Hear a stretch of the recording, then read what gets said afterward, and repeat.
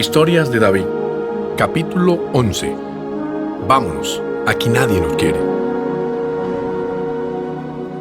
Se levantó con mayor desánimo que nunca. Tuvo la sensación de estar solo sobre la tierra. Se sintió abandonado, señalado por alguna predeterminación a que todo le saliera mal. Sus hombres habían llegado a ponerle quejas de la actitud de Nabal, un hombre rico, agricultor y esquilador de ovejas a quien le habían pedido colaboración con provisiones para toda la tropa, pero su necedad y su mal genio consiguieron ofender a David.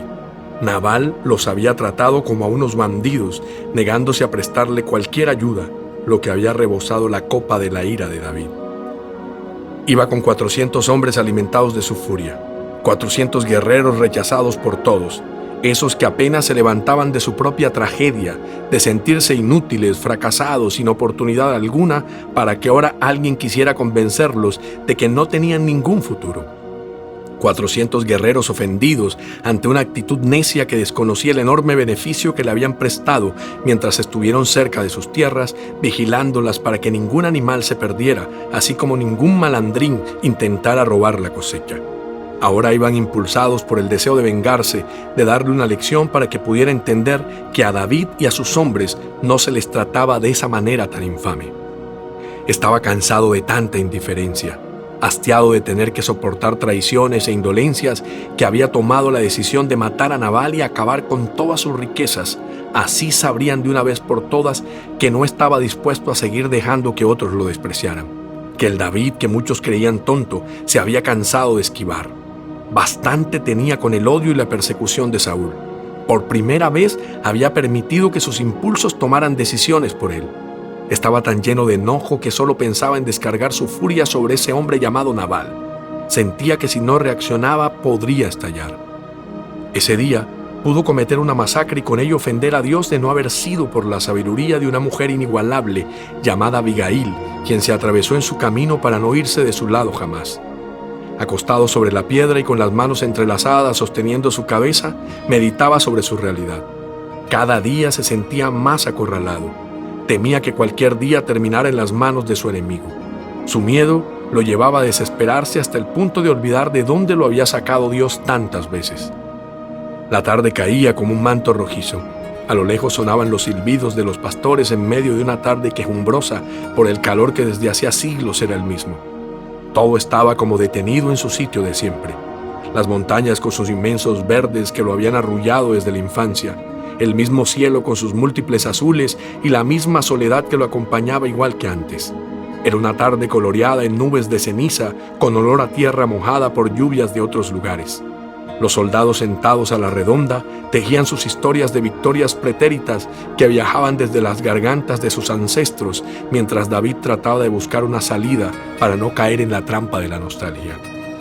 Empezaba a brotar una luna esplendorosa. David volvía a ubicarse en su diálogo propio, íntimo, sin ganas de compartirlo con alguien, como los pensamientos de los mudos. Algún día Saúl me va a atrapar. Lo mejor que puedo hacer es escapar y vivir entre los filisteos. Entonces Saúl dejará de buscarme en el territorio israelita y por fin estaré a salvo. Entonces podré comenzar una nueva vida en donde afiance mis sueños, en donde le dé estabilidad a mi gente, pensaba desde sus adentros. En ese mismo momento se incorporó de un salto. Había estado todo el rato sobre esa piedra tratando de reposar la decisión de marcharse, luego que uno de sus emisarios trajera el visto bueno del rey Aquis para irse a territorio filisteo. En su desánimo, se olvidó de cómo Dios le había salvado en el pasado y ahora se refugiaba en casa ajena. Su desilusión lo hizo quitar la mirada de ese pasado de donde Dios lo rescató sano y salvo con la promesa de prosperarlo más. La falta de control de sus emociones volvía a hacer que perdiera por completo la discreción en sus decisiones. Entrada la noche, tomó a sus 600 hombres juntos con sus familias y se establecieron en Gat, al lado del rey Aquis, de donde antes lo habían rechazado por falta de confianza en él. Había perdido el enfoque de la realidad a causa de sus miedos. Mientras se acercaba al rey Aquis, se alejaba de Saúl, pero también de la protección de Dios. Creía que en tierra de los filisteos podía comenzar de nuevo. Pronto, Saúl supo que David había huido a Gat, entonces dejó de perseguirlo. Pocos estuvieron de acuerdo con los planes de David, pero los fue convenciendo a medida que iba anunciando a todo su ejército un plan intrépido en el que tendrían la oportunidad de fortalecerse económicamente para luego regresar a Israel. Ya dentro de la nación enemiga que los acogía, se dedicarían a asaltar ciudades y poblaciones para saquearlas por completo, arrasando con todas las riquezas y eliminando a todo habitante para que no quedara ningún testigo que los pusiera en evidencia ante Aquis. Así las cosas, lo primero era alejarse de la ciudad real para tener la capacidad de maniobra, pensaba David. De esa manera, convenció a Aquis para que los dejara vivir en Siclac, una ciudad más rural en la que ellos pudieran dedicarse a las labores del campo. Pero nuevamente volvía a las mentiras, pues en lugar de cultivar la tierra y pastorear el ganado, él y sus soldados, tal como lo habían planeado, se dedicaron a exterminar a todas las poblaciones sin que el rey lo supiera. Por el contrario, le hacían creer que atacaban a ciudades israelitas para darle mayor tranquilidad y confianza.